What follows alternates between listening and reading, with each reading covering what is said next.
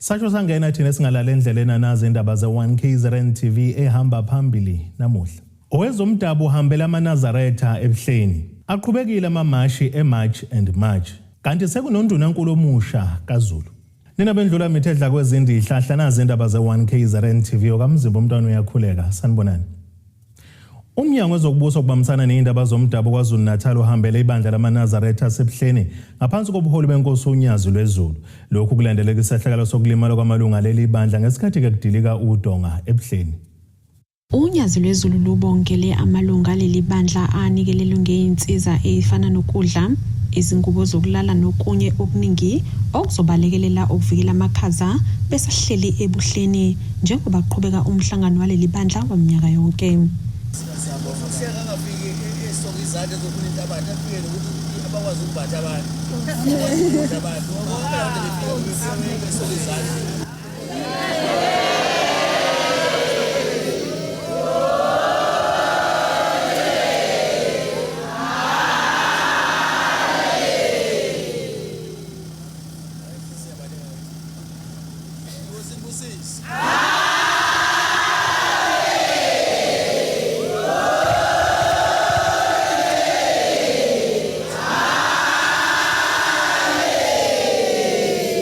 Namuhla ungqongqoshe wokubusa ngokubambisana nezindaba zomdabu esifundazweni ubabelekile ndawo ukubheka isimo kulandela isigameko sokuwa koDonga obelwakhiwa ngasekuqaleni wesonto.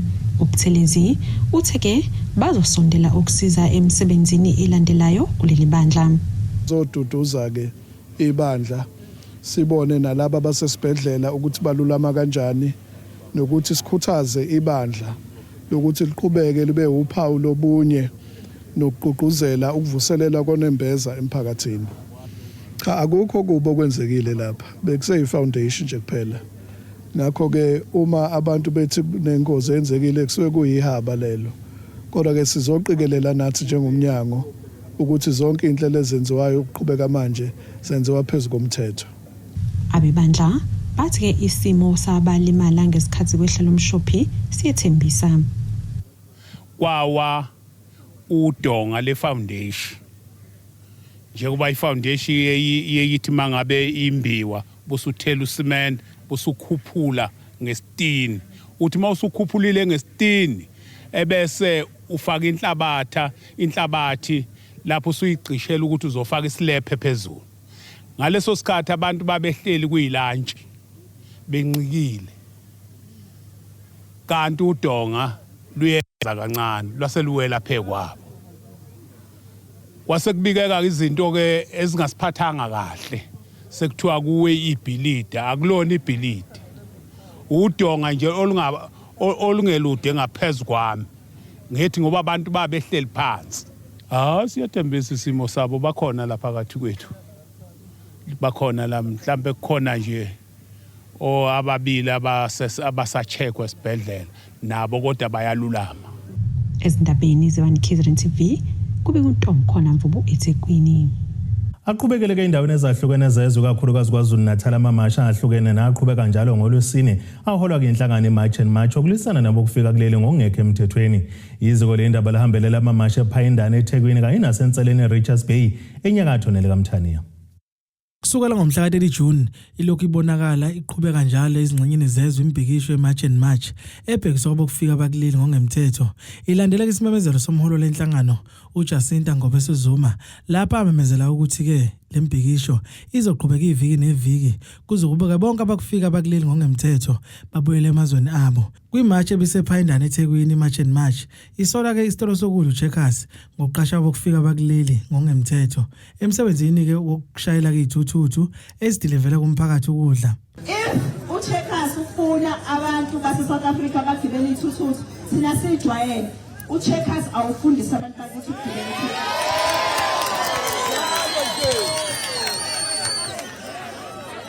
South Africa njengamanje ihleli number 1 ezwe emhlabeni wonke jikelele kwi-unemployment. Ithina lizwe elihamba phambili elinganayo imisebenzi udlula yonke amazwe emhlabeni wonke. Kwenzeka kanjani ukuthi uCheckers ufuna umuntu eBurundi ozodrayiva isithuthuthi lesi engakufundisa abantu bakithi ukudrayiva isithuthuthi?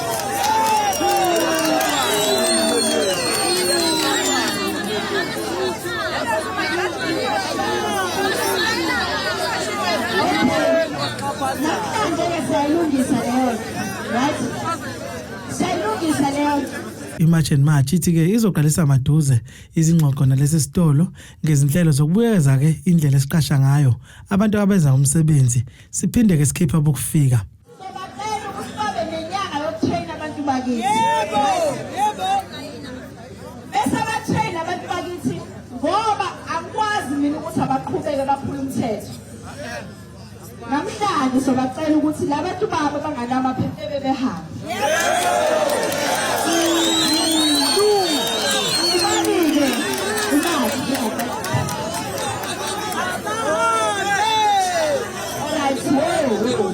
Okay. Njengamanje bakhona labazosayina le memorandum session.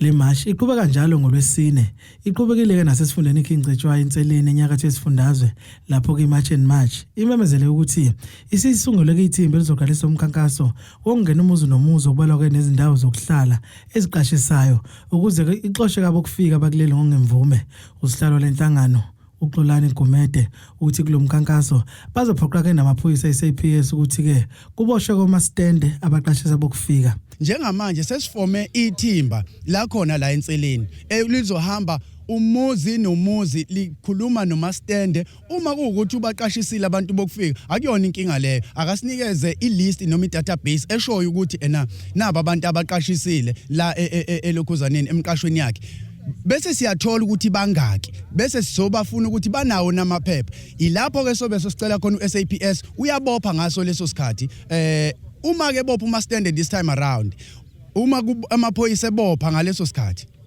noma stand akasali lenhlangano ithi kholo ukuthi selukhona ushintsho ngivula kwamathuba emisebenzi ezindaweni eziningi ngemuva kuba ke iqalisa umkhankaso oxoxa bokufika abakuleli ngongemthetho siyafisa ukuthi ke eindaweni lezi zokusebenzela ngoba umsebenzi usuyabonakala kompangeni Richards Bay esikhaweni nakwezinye indawo lo mla esikhiphe khona umuntu wokufika noma isesaluni sifuna ukungena umuntu wase South Africa kungakho kade ungibona ngibanxenxa nje ukuthi abangene masimkhipha namhlanje umuntu okufika ongenamaphepha kungena umuntu wase South Africa lapho nasematafuleni masimkhipha kade edayisa lapho ngokungemthetho kungena umuntu wase South Africa singabala ke yonke indawo ngisho egundeni utshani sizo engage nabo somabhizinisi sazobiza umhlangano ukuthi siyanicela ukuthi nina senithola amathenda yekani ukwenza icheap labor nilanda abantu bokufika kube yibona bazonigundela utshani noma benishayela ihlahla noma bekhande ama buildings construction bebe behola ngesandla qashana abantu base South Africa ezindabeni ze1 KZN TV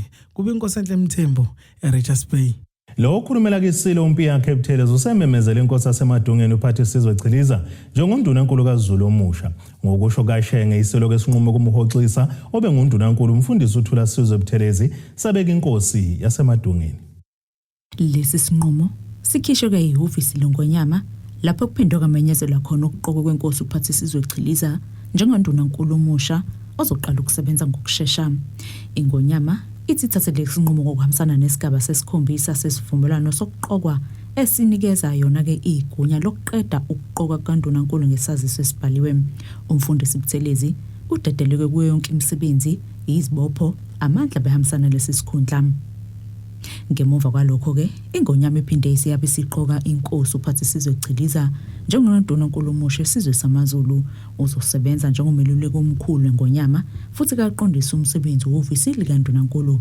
zonke ke izincwadi nezindaba esemthethweni esithinta leli hhovisi sesizodlulisela kuye ngokusheshsha ngakho ke lo msebenzi enguthunywa isilo umsebenzi oba ngimemezele kuZulu wonkana ukuthi umfundisi okade enduna enkulu kaZulu ucela ukumphumuza kulomsebenzi onzima kangaka ukuba ngunduna enkulu abese khetha inkosi uChiliza ukuba kube yiyona esizoba ngunduna enkulu kaZulu yena aqhubeke nomsebenzi kahulumeni njengoba ewuphethe umhlazi wezepolitiki ozimele uSibongiseni Mdlalo uthi lesi sinqumo simthusanga ke njoba sekunesikhathi ke kubonakala ungaxhumani kahle phakathi kwaNduna enkulu kanye nengonyama okukhonjiseke ukushayisana kwezitatimende ebezikhishwa izinhlangothi zombili njengoba sithatha isinqumo ukuthi imisuso esihlalweni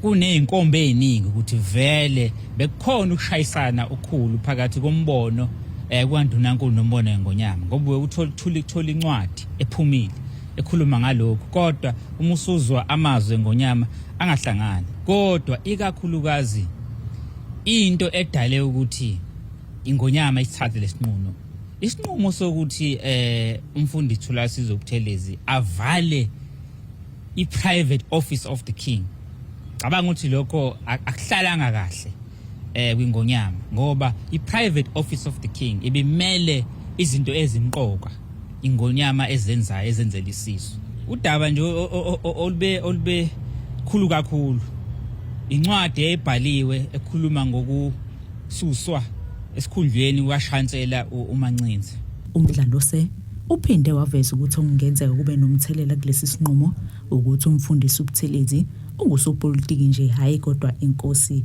uthuke ngokwesiko amakhosi avamise ukufisa ukuthi izindaba zangaphakathi zobukhosi ziphathwe futhi zixazululwe ngaphakathi kwesigungu samakhosi ihhovisi leNgonyama selafakwa ngaphansi kwePremier's office uma eba undunankulu waKwaZulu-Natal uzophinda futhi abe undunankulu wakwaZulu okuzonciphisa manje ukuphikisana nohixo buba khona phakathi kukandunankulu wakwaZulu-Natal ophethe isifunda nondunankulu obukhosi bonke bakaZulu lokho kuzokwenza uzinzo ebukhosini bakaZulu ukuqoko kwenkosi uPhathisizwe Chiliza izosebenza ke ngokusheshsha njengoba ke ihhovisi leNgonyama linxuse zonke izihlaka zobukhosi amakhosi kanye nesizwe samaZulu ukuba sibambisane nondunankulu omusha ekufezeni umsebenzi wesizwe Estabeni ze1 KZN TV nginguSamukeliso Nqulunga ngiseRichards Bay Undunankulu wesifundazwe KwaZulu-Natal uThamsanqa Ntuli uthi kuningi abazokwenza uqinisekisa ukuthi umnotho uyathuthuka kulesifundazwe kuphinde futhi ke kudaleka namathuba omsebenzi entshene engaqashiwe lokhu undunankulu kusho ngenkathi ethula isabelo mali sehhovisi likaNdunankulu eShamthetho eMgungundlovu Undunankulu wesifundazwe KwaZulu-Natal uThami Ntuli wethembisa ukuthi isabelo mali salonyaka sethulile sizobhekana nezinto eziningi kulesifundazwe okuhlanganisa ukuthuthukiswa komnotho kulesifundazwe kanjalo nokudala amathuba omsebenzi entsheni phandle obhekelene nesimo sezomnotho sizamana nokuphendula kuyinselelo lezi ekhona zabantu abaningi abangasebenzi esifundazweni uPaul ukuthi behlile izinga lokungasebenzi from 32 to 31% esifundazweni kwathi ngenkathi isimo somnotho sisibi kakhulu ngenxa yenxushunxusho ekhona emhlabeni wonke zonke ifundazwe ilahlelwa amathuba omsebenzi lesifundazwe asangazinza kuphela kumathuba omsebenzi kwayisona sodwa sikwazi kube namathuba awu-6000 amasha ukulekelelwa kwendlunkulu nokusizwa komasipala nokulwisana nesihlava sodlame olubhekiswe kwabesifazane nezingane ezinye zezinto eziseqhulwini kulesabelo mali sehhovisi likaNdunankulu esilinganiselwa ku856 million wesigidi zamarandi so sikwazi ukusiza nalaba Royal Household ukuze bakwazi ukuyimela njengoba ngithule nje imali engango-93 ngaphezulu 93 million for bona ukuze nabakwazi ukuyimela izolekelela ukuthi siqinise kakhulu umkhankaso wokulwa ne-gender based violence and femicide ukuhlukunyezwa kwabantu besifazane kanye nezingane iphinde ilekelele imikhankaso yethu yonke esinayo njengalena ukuthi ingangeni ngesango iyafohla sinanemikhandlu eminingi ke ehlinzekelwe kule budget umkhandlu obhekene nesimo sezulu esiguquguqukayo amaqembu ezepolitiki ahlukene eShamthetho saKwaZulu-Natal okuyi-DA, i-ANC kanjalo ne-MK Party aphawulile ngalesabelo mali esibhekiswe kumphakathi owakhele lesifundazwe. Office la Premier ihambe kahle siyazi ukuthi kuneyinkinga kuneyindleko ekhona kusifundazwe sethu but ibudget ebalekile ekuyiyona futhi ezokwazi ukuthi sihlele njengohulumeni ubambisana kwesifundazwe ukuze umsebenzi we-GPU uqhubeke so sijabulile njenge-DA. Vele ngeke wonke umuntu ajabule ngezinye izinto ezenzakalayo but sinethemba thina njenge-Democratic Alliance ukuthi njengoba ibudget seyapprovile isizokwazi ukuthi isebenzele abantu besifundazwe kakhulukazi intsha but CNC kumele sisho nje upfront ukuthi le budget ngokwethu ayinele yize inganele siya understanda inkinga esibhekene ngakho ingakho siyamkela ke lekhona kodwa siyathemba ukuthi ke osokubalekile manje ukuthi isetshenziswe uqinisekisa ukuthi ithuthukisa impilo zabantu ukuthi kuhanje kufuna kuphasiswe le budget engabasiza abantu ekhuluma nje ukuthi bona njengo government of provincial unit balelekela kuphi baxabana kuphi ngoba uma uyibhekisa futhi le budget iyalwa no Department of Education no Department of Health uyabona yimpi phakathi kwe Democratic Alliance ne-ANC. Ihhovisi likaNdunankulu liveze ukuthi kuningi elizokwenza uqinisekisa ukuthi lesabelo mali sisebenza ngendlela efanele ngokubambisana nekomiti lehhovisi likaNdunankulu. Izindabeni ze-1 KZN TV bikuThabani Maphumulo eMkungundlovu. Asithi shelele idolene nabeselo siyabuya futhi nezinye izindaba.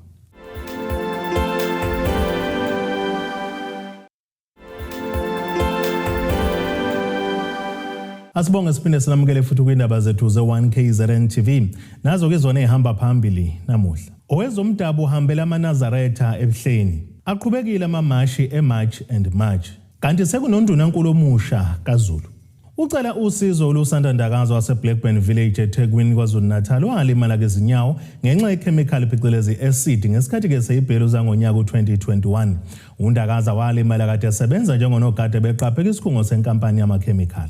Ngokusho kaNdakaza uthi wayeqashwe inkampani iRusa beqapha isikhungo esigcina ichemical ahlukene eConopia okuyi-UPL ngesikhathi sezibhelu naso lesi sikhungo kusulakala ukuthi salimala kade kuqhubeka izibhelu zokucekelwa phansi kwempahla ngo-2021 kade kuboshwe owengumengameli wezwe uJacob Zuma. Uthi impilo inzima ezinyaweni zakhe ngoba ayisekho esimeni futhi nodokotela bamgqugquzela ukuthi kuzomela nqunyu inqando shevu ukuthi ufike kwizinto. Ngo-2021 kwakuluthwa so kwaqhunyiswa ilentika ichemical eyayipha kula site wangu-Fortress. Mna ndandingunogada khona ndisebenza i-night shift so kwabe sekufika ilento kwabe sisiva ukuthi enakhona ingxolo ekhona ngaphakathi sabe sesithi siyochecka khona kwabe sekuchithakele ichemical ngaphakathi esayithini seyizophumela ngaphandle then ngesabe sa reporta ke ba kwenzeke kanjalo siqhubekile ke sihamba lapho kwasho ukuthi ichemical istrong yayimocha izlentika zethu izicathulo zethu sasihamba ngazo yangenela ezinyaweni zethu abanye babetsahiwe ilentika sismelling sayo babekhohlela. Ukuchitheka kwale chemical kwadala umonakalo omkhulu ukungcolisa umoya. Abahlali base Blackburn Village bebhekana nokuphathwa izifuba kwaze kwabaqaliswa nophenyo kade agcinanga ngokuphazamisa lokho nasemabhishi kwagcina kuphazamiseka. Namuhla Action SA ibenesithangami sabezindaba eThekwini ithi ifuna kuqhubeke uphenyo babhekana nengalo yomthetho abangalandelanga imigudu efanele kade lesi sikhungo iUPL siqala ukusebenza kule ndawo ngoba kunezintolo zokuthi kunemigudu engalandelwanga. Kwaba khona ucwaningo olwenziwe emva kwalokho olwaliveza ukuthi kunomngozi omngakanani obusemphakathini. Kwakhona ingcomo ezayikhombisa ukuthi pheko ukuthi le nkampani ibinale uketshezi oluningi olungavumelekile ukuthi ibe nalo. Kwakungaveli ukuthi imvume yokusebenza lapha ayithole kanjani. Indawo ke yayikade iqashe kwabanye abantu okuvela manje ukuthi kunamacala avulwayo. Imibuzo esiyibuza njenge-Action SA njengamanje ukuthi kwenziwe njani ngalawo macala ayo. Undakaza uthi ucela usizo lwezempilo ukukhipha ichemical osezinyaweni. Ithintwa iRusa ithe isazobheka kumafayela wabo mayelana nezinkampani sikuyasebenzisana nazo ngesikhathi sezibhelu kanti abe-UPL bebengakatholakala ukuphawula. Udaba luyaqhubeka. Ngodaba Hospisi wezindaba ze-1 KZN TV kuChannel 261 ngisekhonopya eThekwini. Umgqugquzeli wenhlangano yabaholi bomdabu esifundazweni KwaZulu-Natal okuyiContralesa uPhakamani Dlamini uthi bayasemukela ke isinqumo sokukhonja indlela kaMfundisi uThulasizwe Buthelezi kufaka inkosi ephathe isizwe Chiliza esikhundleni sokuba undunankulu kaZulu. Ekhuluma ke neziko le indaba uSibalukhulu uveza ukuthi lokhu kumele kubeke isifundo kuShenge sokuthi asebenzisane ngendlela nezinye inhlaka angakhethi iphele emasini. Inhlangano yabaholi bomdabu esifundazweni KwaZulu-Natal iContralesa ithi yasamukela isinqumo sesilo uMisuzulu kaZolithini sokuxoshwa umfundisi uThulasizwe Buthelezi esikhundleni sokuba undunankulu kaZulu kufakwe inkosi uphathe isizwe Chiliza ngoba kuningi bengakhambisi kahle uButhelezi. Le inhlangano income kakhulu ngokungena komuntu oyinkosi kulesikhundla. Imukela i-decision yesilo ngangezwe lakhe ukuthi ukhipha umfundisi uButhelezi. Siyamukela futhi inkosi uChiliza njenganenkosi. Ikakhulukazi sibona ngathi kuzoba nestability ukufakwa kwenkosi yokuzalwa ngoba inkosi iyazazi inhlaka zobukhosi, iyazi-understand. Kukhombise kakhulu ukuthi undunankulu obekhona umfundisi ubukhosi akabazi. Kuneyinhlaka azi-omithayo even ekhuluma even e-MEC amakhosi axoshiwe neyinduna. Ukhosi nje bakaMdletshe nobukhosi bakaSimelane ukuxoshwa kwamakhosi ngalendlela okwenzeke ngayo kusinika ukuthi akayi-understand irole yakhe ezondunankulu ukuthi akufuze ngabe ufaka i-unity. Umgqugquzeli walenhlangano esifundazweni KwaZulu-Natal uPhakamani Dlamini uphinde waveza ukuthi uButhelezi kumele azihlole yena afunde ukwenza izinto ngendlela angachemi njobe esexoshwe kwesibili kulesi sikhundla. Ubukhosi kunenhlonipho, kunesidima, ubukhosi kunosiko, kunomlando. Izinto ayithathelwa phezulu ngokwe-political power. Fanele afunde ukuthi ubukhosi mukwenza wrong usuke lo mphakathi ubulele ngoba yonke into ezosuka izo-affect umphakathi kuningi afuna kufunde. Siyafisa futhi ukuthi njengano-MEC a-reflect ekutheni useze waxoshwa kwaziwa yikabili isilo okusho ukuthi khona into wrong naye nobukhosi. Aka-reflect ukuthi indlela enza ngayo enze self-introspection ukuthi kunendlela afanele enze ngayo ezokwazi ukugculisa wonke umuntu abe ne-fair kuwo wonke umuntu awatreat-e equal amakhosi. Ekhuluma nethimba lezindaba uDlamini uveze ukuthi kukhona ukugodwa okuhle akwenzile uButhelezi ukunikeza amandla emkhandlu yamakhosi kodwa wagxeka indlela asingethe ngayo uhlelo lokunikezwa kwezimoto kumakhosi. Nokukodwa engingakuvuma ukuthi ukwenze kahle lokhu kokuthi aqede ama-traditional council kuba ama-traditional authority. Leso sinqumo sithatha unikeze imikhandlu yamakhosi amandla ukuthi abe ne-authority ngoba kwakuvele kunjalo lokhu kwama-council bekukunciphisa amandla. Kuhle kakhulu lokho futhi akushayela ihlombe. Nalokho kwemoto kuhle but i-criteria kusebenza ngayo kubukakala ngathi ukhetha amakhosi athize. Akhona amakhosi adinga imoto ahayikhayo kuyimanje angenazo imoto othothi yena uphinda nikeza amakhosi othothi sekubiwe ngemoto emabaleni nazo. Izindabeni zwa KZN TV bikuThabani Maphumulo eMkungundlovu. Kwethule ngokusemthethweni inhlangano entsha yamakhosi eyazwa ngeSouth African Traditional Leaders Organisation. Le nhlangano kuyithulwe eThekwini KwaZulu-Natal.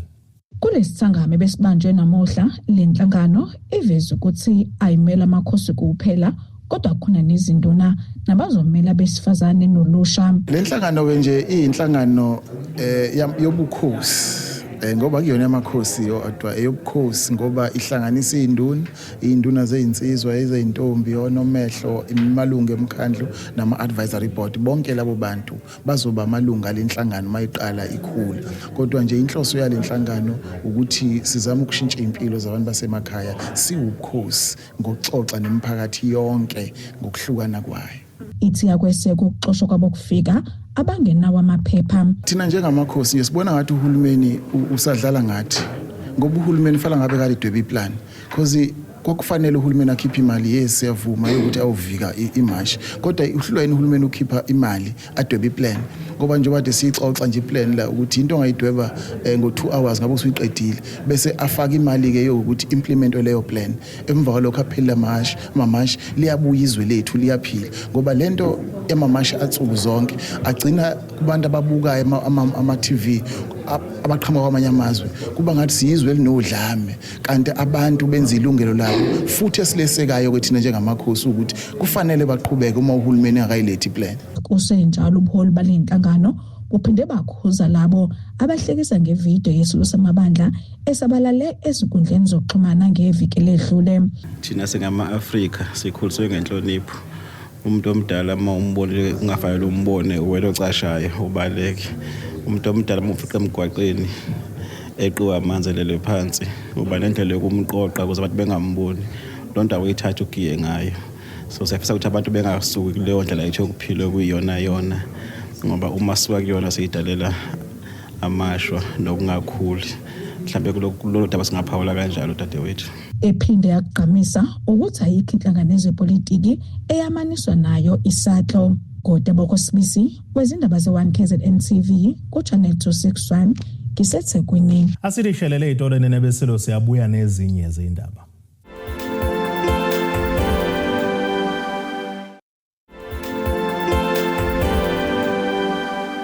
Asibonge siphinde sinamukele futhi kwindaba zethu ze1KZN TV. Nazo izona ehamba phambili namuhla. Owezomdabu uhambela amaNazaretha ebuhleni. Aqhubekile amamashi eMarch and March. Kanti sekunondunankulu omusha kaZulu. Ake sibheke engosini yazomnotho. Izimakethe zivalwe iranda kuleli ngu-16.47 maqhaniswa nedola laseMelika kanti bele ngu-22.18 kupondo waseBrithani lingu-18.85 maqhaniswa ne-euro yase-Europe.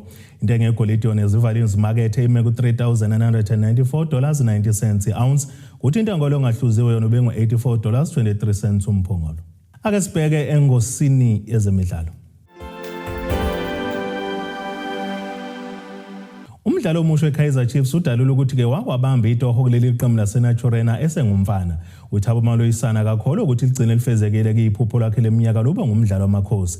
Lo mdlalo oneminyaka ngamashumi 27 obudala obengomunye wabadlali abagqamile empumelelweni yeqembu leStellis okuyiStellenbosch FC kumasizini adlule kanti kusayineka inkontileka eminyaka emithathu kwezikashintsha Guluva. Lo mdlalo waseMidlands eSoweto End of Fire udalula ukuthi indlela ayithanda ngayo iChiefs waye wasebenza kuyona ngaphansi kwesokelo esihlobo sakhe esasiyikit manager ngenhloso yokuzisondeza nalo ke leli qembu. Qhube ngokuthi kuye kwaba ke ngumsebenzi wakhe ukufunela umndeni wakhe amathikithi emidlalo yamakhosi ngenhloso yokuveza ke kubantu ukuthi uxhumene naleli qembu. Njengoba uMaloyisana ke efikele kuFernando da Cruz kwiChiefs maningi amathuba okuthi kasheshe ke asidle ke iskimo odongeni lasemuva lwaleli qembu lempofana. Ake sibheke naso isimo sezulu esingalindeleka.